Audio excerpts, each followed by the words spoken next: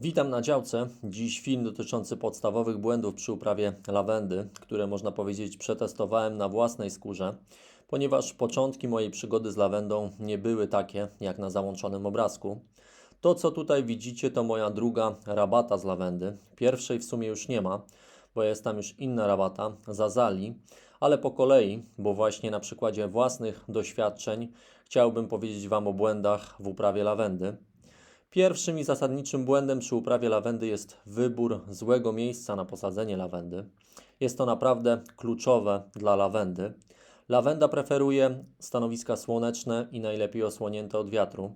Niestety moja pierwsza rabata z lawendy była w miejscu, w którym dominował cień, a słońce było około 2-3 godzin. No i niestety lawenda słabo rosła. Część krzaków w ogóle mi zmarniała, a reszta, można powiedzieć, wysilała się w stronę, w której na te kilka godzin w ciągu dnia było słońce. To, co tutaj widzicie, to druga rabata z lawendy, posadzona na stronie południowej za domem. Słońce jest tu praktycznie cały dzień i jak widać, lawendzie to naprawdę bardzo odpowiada. Z krzaków o średnicy około 10 cm sadzonych w zeszłym roku zrobiły się krzaki o średnicy około 50 cm albo lepiej. Drugim zaraz po stanowisku błędem jest ziemia. Należy się przede wszystkim wystrzegać kwaśnej ziemi, gdyż lawenda preferuje ziemię o odczynie zasadowym. W tym miejscu jeszcze nie tak dawno, bo 2 lata temu było pobojowisko po budowie, bo przed przeprowadzką dobudowane były 2 pokoje i powiem Wam, że nawet trawa nie chciała tu rosnąć i zdecydowałem się na posadzenie lawendy i co się okazało, miejsce jej to bardzo podpasowało. Trzecia sprawa powiązana z tą poprzednią to nawożenie. Lawenda nie wymaga zbytniego nawożenia, a można powiedzieć, że wręcz preferuje ubogie gleby. I potwierdzam, bo tak jak wspomniałem Wam przed chwilą, jeszcze nie tak dawno było tu pobojowisko po budowie, że nawet trawa nie chciała rosnąć, a lawenda pięknie rośnie. Dlatego uważajmy z nawozem. Ta lawenda, którą tutaj widzicie, jeszcze nie widziała nawozu mineralnego. Nigdy jeszcze jej takim nawozem nie nawoziłem i jak widać pięknie rośnie. Jedyne co tu było stosowane na tej lawendzie to mączka bazaltowa. Tak więc pamiętajmy, przenawożenie to kolejny błąd przy lawendzie.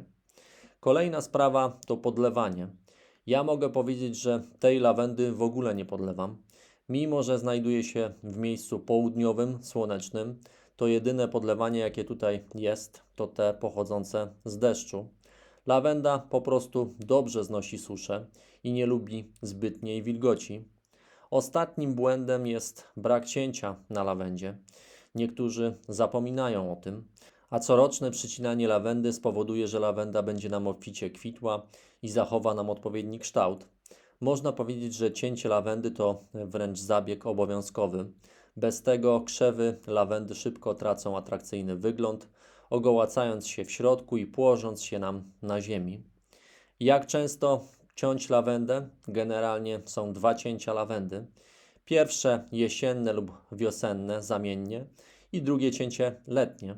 Film na temat cięcia lawendy, w którym dokładnie pokazuję, jak to robić, jest już na kanale. Wkleję Wam link do niego w opisie do tego filmu. I to tyle odnośnie błędów w uprawie lawendy. Jeśli filmik się podobał, no to zostawcie mi kciuk w górę. No i subskrybujcie kanał, żeby nie przegapić kolejnych filmów. Pozdrawiam.